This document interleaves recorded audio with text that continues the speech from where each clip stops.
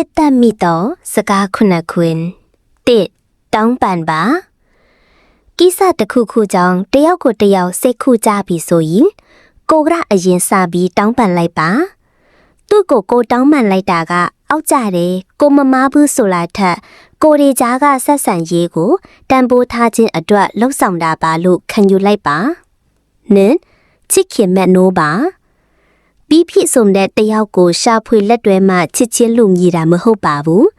လူတိုင်းကပြီးပြည့်စုံလက်ပနေတာမရှိပါဘူးမပြည့်စုံတဲ့လူတယောက်ကို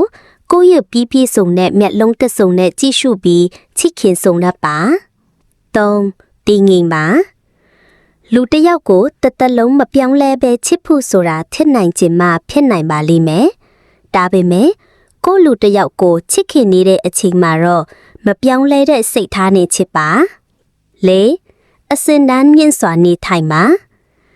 လူတယောက်ရဲ့အစင်တန်းကိုသူဝစ်စင်ထားတဲ့ branded အသုံးဆောင်တွေနဲ့မဆုံးဖြတ်ပါနဲ့ပင်ကိုစရိုက်ကြောင့်ဖြစ်ပေါ်လာတဲ့တွင်ပြင်းတဲ့အစင်တန်းကိုဆုံးဖြတ်ပါ5အရှိန်အဝါနဲ့နေပါ